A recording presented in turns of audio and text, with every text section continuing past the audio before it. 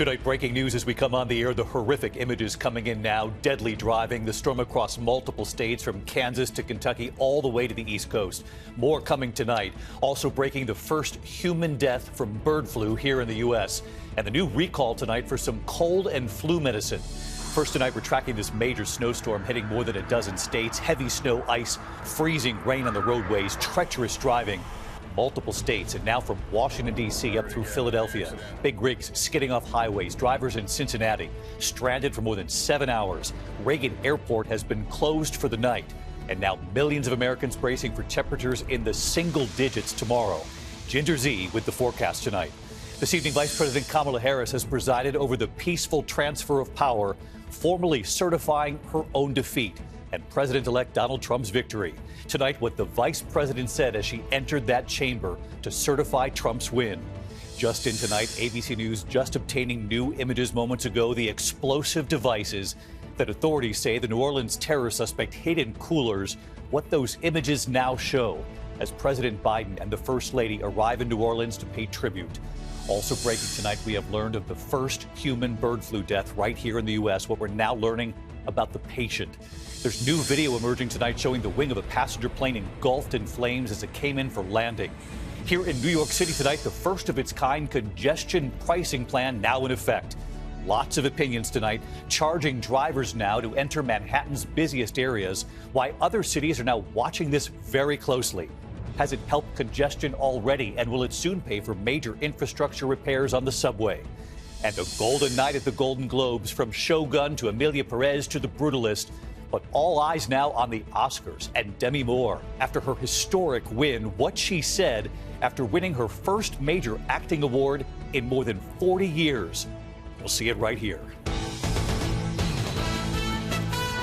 From ABC News World Headquarters in New York, this is World News Tonight with David Muir.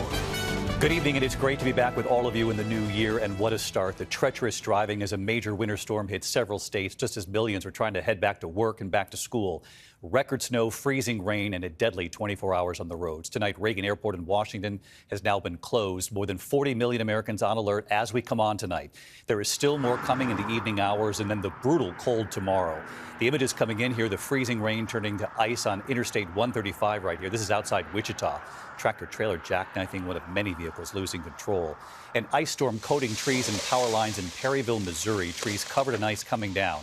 Branches and trees breaking, hundreds of thousands without power. A state of emergency in Louisville, Kentucky, buried under more than 7 inches of heavy snow there. A nearly 7-hour traffic jam. This is the Spence Bridge right here in Cincinnati. More than 2,000 flights canceled nationwide. Look at this, the Kansas City airport, a ghost town tonight. More bad weather coming this evening and frigid temperatures behind all this. Ginger Z standing by with the forecast, and Victor Akendo leading us off with the images from across the country tonight. Tonight, hundreds of thousands without power, interstates littered with cars and trucks, millions facing treacherous conditions as a massive, deadly winter storm barrels eastward. We're in the middle of downtown Cincinnati, normally bustling on a Monday, but right now it is a ghost town. And here's why. It is so hard to drive through these conditions. That car is stuck, just one of many we've seen today. More than 10 inches of snow by mid-afternoon in Cincinnati. Trucks backed up on Interstate 471 for miles, and up to 18 inches of snow in parts of Kansas. If drivers weren't stuck, they were sliding. These scenes captured by a storm chaser near Wichita on Interstate 135 in Park City, Kansas. Trucks, cars, tractor trailers hitting that icy overpass and losing control. In Kansas City, watch as this tractor trailer helplessly slides from one end of the highway to the other and back again before crashing and folding like an accordion. South of St. Louis, tree branches caked in ice, cracking, falling, and shattering to pieces. At least 4 dead so far on ice and snow-covered roads in the Midwest. In downtown Indianapolis, Sean White helping a stranger get back on the road. I was just getting gas. I could tell that she wasn't able to get to the parking lot, so we came over here just to try to assist her to get out. The storm's effects stretching some 1,500 miles from the Midwest to the Mid-Atlantic. Virginia State Police reporting more than 200 accidents in a 12-hour period. Treacherous driving around Washington, D.C., schools closed, but Congress in session, required by law to certify the results of the 2024 election today. The massive system hitting major airports and scrapping flights. A sea of red on departure and arrival boards. More than 2,000 flights canceled so far today, on top of more than 1,800 canceled Sunday. David, this neighborhood in Cincinnati blanketed under nearly a foot of snow. Some streets like this one closed off, just impassable right now as the plows focus on the main roads first. Next, the cold really sets in. Tomorrow, it will be 9 degrees here. David? Incredible. Some roads just simply closed off tonight. Victor Akendo leading us off. Victor, thank you. Let's get right to Chief Meteorologist Ginger Z. She's live in Washington, D.C. tonight. And Ginger, we mentioned Reagan Airport shut down tonight. We still have a few more hours of this. And then the brutal cold, as Victor just mentioned. And that means that snow is going nowhere. David, 5 to 8 inches is kind of the cake, and now we're getting this last burst of icing on the cake for the next couple of hours until just after midnight. Then we'll be rid of this storm. You can see the back end of it kind of making its way through the Alleghenies into, say, southern New Jersey. That's going to burst out of here, and then it sticks because the wind chills will be 22 as far south as Mobile. Sub-freezing for Corpus Christi, alerts all the way to Orlando. But those single digits that you're seeing in the wind chill department up in the Great Lakes Northeast, they're not going anywhere. They're going to stick around through most of this week. Look at Washington, D.C., only feeling like 4 on Thursday, 8 below for Kansas City with their biggest snowstorm since 1993. And then Dallas will deal with a big snow on Thursday, so big time problems going there. But let's talk about the winds in Southern California because these are life-threatening. We're talking about Tuesday night through Wednesday, 80 to 100 mile per hour winds. Burbank, Pasadena, Simi Valley, Malibu. So many people will be dealing with this, and fire danger, David, through the end of the week is high. We'll track that in the west as well. And what a night there behind you in Washington. Ginger, thanks to you. We'll see you on GMA. Now to the other news this Monday night. And on this January 6th, the joint session of Congress convening to certify Donald Trump's Electoral College victory, his victory returning to the White House. It was Vice President Kamala Harris who presided over the peaceful transfer of power, formally certifying her own defeat. And what she said as she entered the chamber today, Rachel Scott on the Hill for it all. Tonight, history in the nation's capital. Vice President Kamala Harris marking a milestone in the peaceful transfer of power, presiding over the certification of Donald Trump's victory and the election she lost. Madam Vice President, what should people take away from today? Democracy must be upheld by the people. Before a joint session of Congress with Vice President-elect J.D. Vance looking on, Harris formally declaring Trump the winner. The votes for President of the United States are as follows.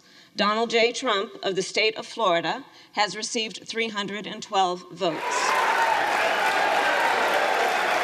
Kamala D. Harris of the state of California has received 226 votes.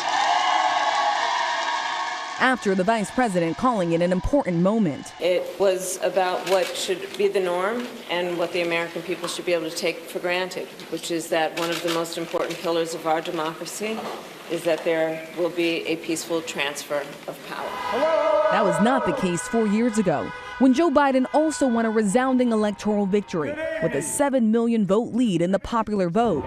But Trump told his supporters to march to the Capitol to disrupt the certification of the election. We're going to walk down, and I'll be there with you, because you'll never take back our country with weakness.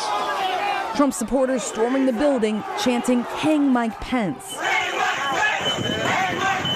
Today, Pence saying, "I welcome the return of order and civility to these historic proceedings," it being particularly admirable that Vice President Kamala Harris would preside over the certification of a presidential election that she lost.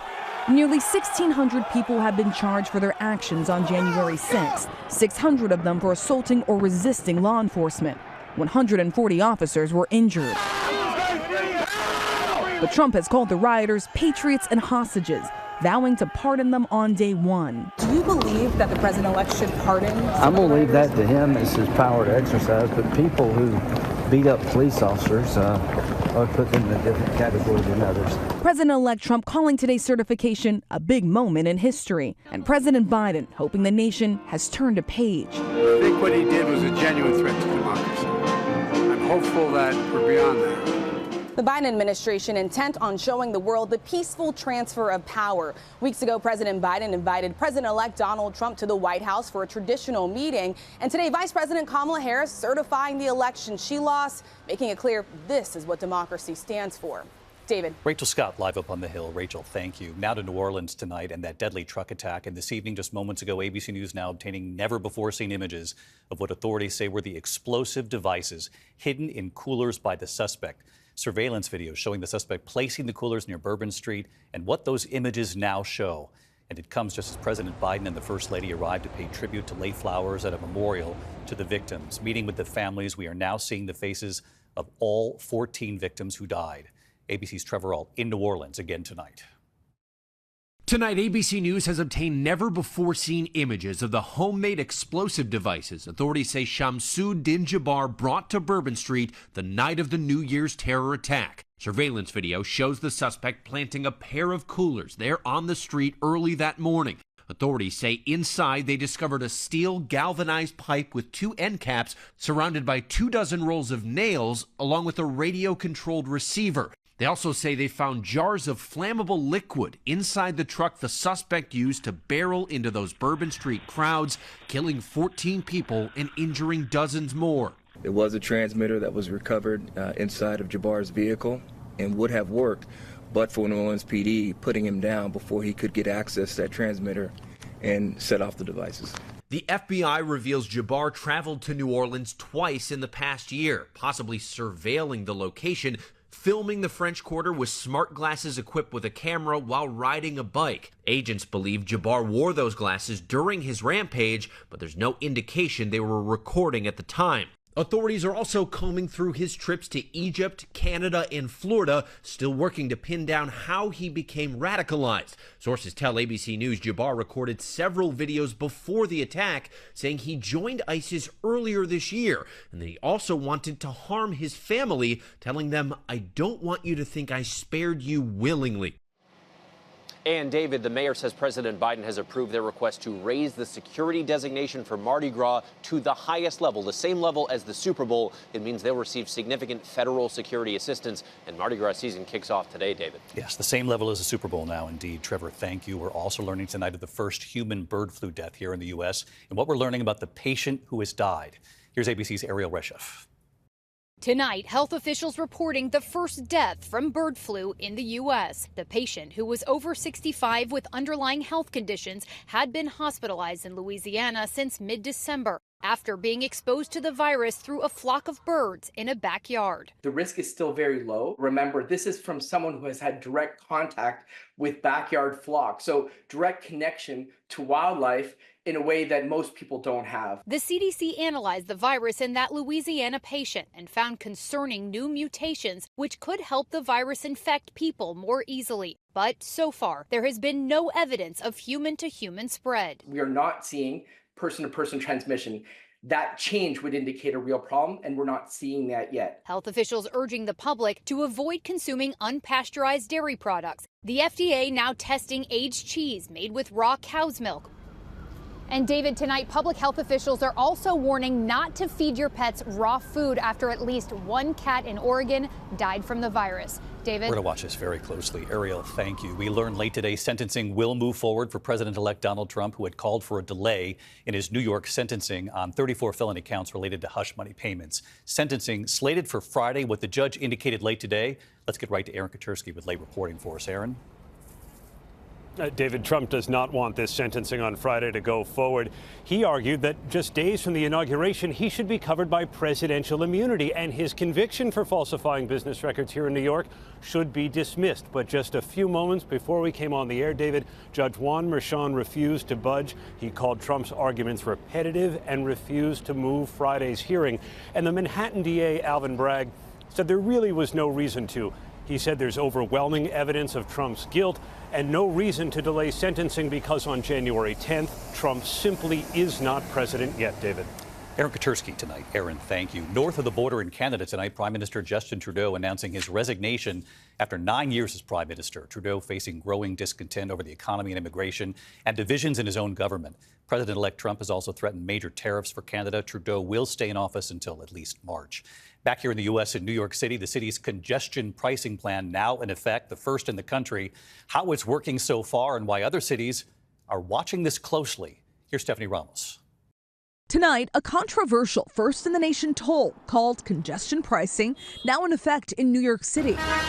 Millions of drivers paying $9 to access the busiest part of Manhattan, south of 60th Street, with different tolling rates for trucks, taxis, and ride-sharing services, depending on the time of day. The city hoping it will reduce gridlock while raising billions of dollars to improve the infrastructure of the country's largest public transit system over the next few decades. I'm kind of okay with at least the motivations are trying to get public transportation better funded. But critics blasting the toll, saying it punishes drivers from outside Manhattan. It's too much, man. We can't afford it, you know? Tonight, cities like Los Angeles, Chicago, and Boston watching this closely because if it works in New York, it could be a model for how to control urban traffic. David, traffic seemed to move through these congestion zones with a couple of slowdowns, but it's unclear if weather had anything to do with it or these new tolls. David. All right, Stephanie, thank you. Tonight, with just days left in office, President Biden announcing a sweeping ban on new offshore drilling of oil and gas along most of the U.S. coastline. It covers 625 million acres of ocean, the entire eastern seaboard, the eastern Gulf of Mexico, Pacific coast, and part of Alaska. It does not stop existing offshore drilling. President-elect Trump tonight vowing to reverse Biden's last-minute ban. When we come back here tonight, there's new video emerging. You'll see it, the wing of a passenger plane engulfed in flames as it came in for landing, and an important new recall tonight involving a certain cold and flu medicine in a moment. Tonight, new video emerging of an Air Canada passenger plane in Nova Scotia. It happened over the holidays. The plane's left wing, look at this, engulfed in flames after touching down on the runway. The landing gear had failed to properly deploy. No one was hurt. When we come back here, the new recall tonight involving a cold and flu medicine and the golden moment for Demi Moore, what she said about waiting 40 years for this. To the index tonight, Costco recalling some of its cold and flu medicine because of possible contamination. Kirkland Signature's severe cold and flu plus congestion medication may contain foreign materials sold in October and November. Customers should return the items or throw them away. We've got more on our website for you. When we come back, the movie Ghost, A Few Good Men. She had so many incredible roles, but it took 40 years for this. Finally tonight here was a big night for Shogun, The Brutalist, Emilia Perez. So many golden moments, but it's Demi Moore who has more Oscar buzz than ever now. And the Golden Globe goes to Demi Moore. It was a golden moment more than 4 decades in the making. Demi Moore and her first major acting award in her career for her role in The Substance. I've been doing this a long time, like over 45 years, and this is the first time I've ever won anything as an actor. Tonight, many saying this now already provides momentum heading into the Oscars now, an honor after a career full of iconic performances. What are you doing? I couldn't sleep. Her role in Ghost opposite Patrick Swayze earned her her first Golden Globe nomination back in 1990. Later portraying Lieutenant Commander Joanne Galloway in A Few Good Men. It's my feeling that if this case is handled in the same fast food, slick-ass Persian bazaar manner with which you seem to handle everything else, then something's going to get missed. And all these years later, The Substance. Have you ever dreamt of a better version of yourself? A thought-provoking movie about the search for youth and a better you, but at what cost? I'm fine. Everything's fine. Moore's daughters cheering on her mother as she won her first major acting honor. 30 years ago, I had a producer tell me that I was a popcorn actress, and at that time, I made that mean that this wasn't something that I was allowed to have. I thought a few years ago that maybe this was it. Maybe I was complete. Maybe I've done what I was supposed to do. Demi Moore on the moment she waited more than 40 years for, her golden moment. I had a woman say to me, just know you will never be enough. but you can know the value of your worth if you just put down the measuring stick. And so today, I celebrate this as a marker of my wholeness and of the love that is driving me, and for the gift of doing something I love and being reminded that I do belong. Thank you so much. Some really powerful words last night from Demi Moore. More than 40 years waiting for her moment. All eyes now on the Oscars here on ABC. I'm David Muir. Good night. Thank you for making World News Tonight with David Muir, America's most watched newscast.